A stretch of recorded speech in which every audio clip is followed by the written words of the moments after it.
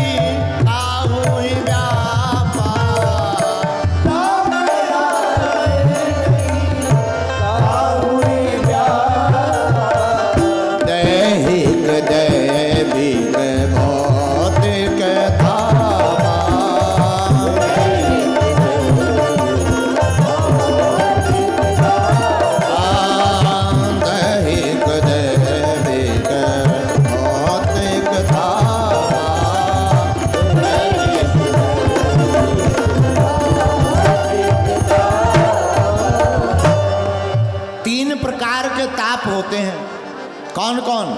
दैहिक, दैविक और भौतिक।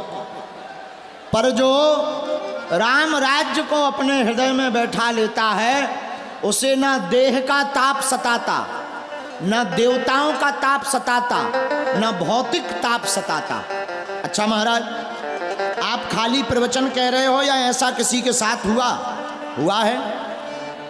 किसके साथ में? श्री हनुमान जी महाराज के साथ में। हनुमान जी जब लंका को गए तो तीनों प्रकारों के तापों ने हनुमान जी को परेशान किया।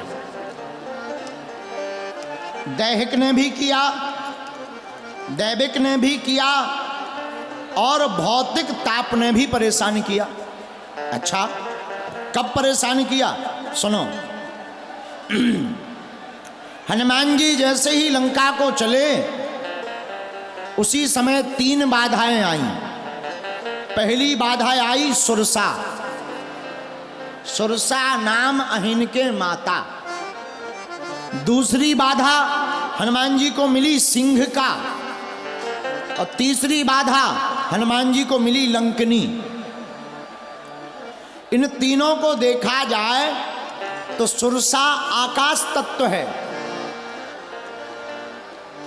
सिंह का जल तत्व है, लंकनी पृथ्वी तत्व है। आकाश तत्व, जल तत्व और पृथ्वी तत्व, इन तीनों ने हनुमान जी को परेशान किया, ताप दिया। मतलब दैहिक ने, दैविक ने और भौतिक ने। देखो, जो दैविक ताप था वो हो गई सुरसा,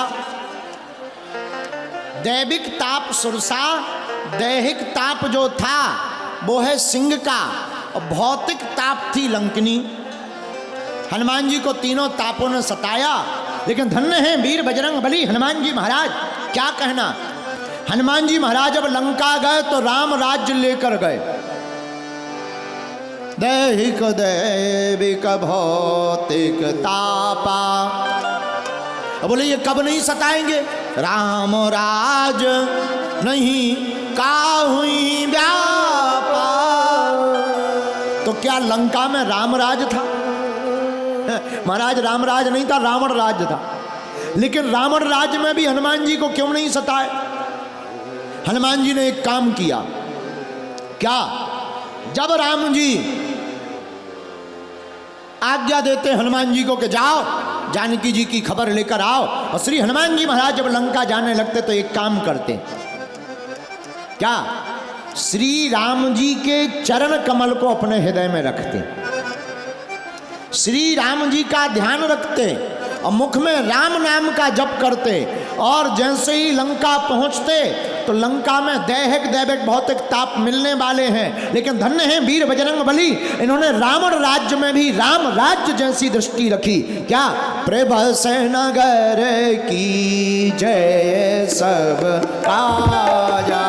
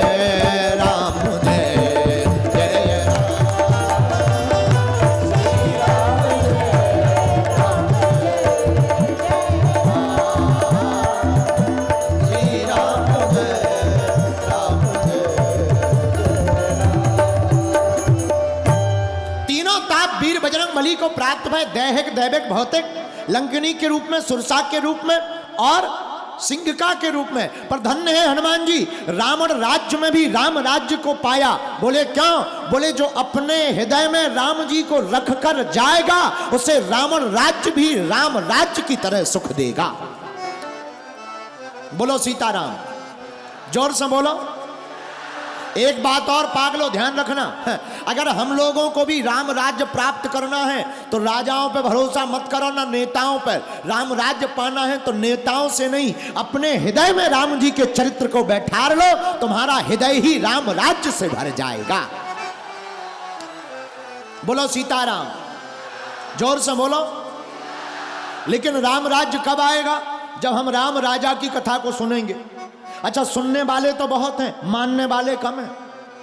पेपर बैठ देने के लिए स्कूल में बहुत से विद्यार्थी बैठते, पर सब पास नहीं होते, कुछ फेल हो जाते, कुछ में सप्लीमेंट्री आ जाते। एक आदमी हमें मिला उत्तर प्रदेश गोरखपुर का, बोला गुरुजी आप इतनी कथा सुनाते हो, क्या जरूरत है, क्या आवश्यकता है, एक बार कथा सुना दो कल्याण हो जाएगा। हमने कहा ठटरी के बरे, एक बार की क्लास में क्या सब पास होते हैं? कोई कोई डिस्टेंशन लेकर के आता है, फर्स्ट डिवीजन से पास होता, बहुत तो सप्लीमेंट्री खा जाते। और यही हम लोगों का हाल है। बार बार कथा इसलिए सुननी चाहिए, कई बार हम लोग कथा में सप्लीमेंट्री खा जाते, प्रवेश नहीं मिलता, कथा में बैठ नहीं पाते, सप्लीमेंट्री आ जाती, और सप्लीमेंट्री आ गई तो पास नहीं होगे। एक ही उपाय, बोले क्या? बोले जब तक जियो जितना हो सके, एक घड़ी आधी घड़ी, आधी में पुनियाद, और तुलसी चर्चा राम की, हरहि कोटि अपराध। एक घड़ी, एक घड़ी नहीं तो आधी घड़ी। एक घड़ी मतलब 24 मिनट। कितने मिनट? अरे हम कही भैया 12 मिनट, 12 ना सही 6 मिनट, 6 नहीं 3 मिनट। 3 मिनट भी प्रतिदिन कथा सुनोगे तो जिंदगी के विद्यालय में सप्लीमेंट्री नहीं आएगी, हर मैटर में पास हो जाओगे, हृदय में राम राज्य बैठ जाएगा। बोलो सीताराम, जोर से बोलो। लेकिन विद्यार्थी भी कम नहीं होते। बड़हलगंज का एक विद्यार्थी, उसका नाम था चंगीलाल। एक बार मास्टर ने कहा बढ़िया वाली पेंटिंग बनाओ, जो विशेष पेंटिंग बनाएगा उसको क्लास का मॉनिटर बनाया जाएगा। अब पेंटिंग बनाने लगे लड़का, कोई हाथी बना रहा, कोई शेर बना रहा, कोई सांप बना रहा, कोई मकान बना रहा, कोई नदी बना रहा। चंगीलाल बड़हलगंज का पहुंच गया कोरा कागज लेकर, बोला मास्टर जी पेंटिंग तैयार है। मास्टर बोले दिखाओ। मास्टर ने कागज को देखा, भाई ये तो खाली है, ये तो खाली है, इसमें पेंटिंग कहाँ है और कौन सी पेंटिंग है? मुस्कुराता हुआ बड़हलगंज का आदमी, बहुत ऊंचा, मुस्कुराता हुआ बोला गुरुजी ये आधुनिक पेंटिंग है। अरे भाई आधुनिक पेंटिंग है पर पेंटिंग तो है ही नहीं। अरे कैसे नहीं है, गौर से देखो, गाय घास खा रही। मास्टर बोले ये तो सफेद है, घास कहाँ है? बोले वो तो गाय ने खा ली। तो मास्टर बोले चलो मान लिया गाय ने घास खा ली, पर गाय कहाँ है? बोले वो तो खा के घर चली गई। अब वो यहाँ क्या करेगी है? अब गाय भी यहाँ क्या करेगी? मास्टर बोले ठीक है, ये उस दिन से मास्टर ने इस्तीफा दे दिया।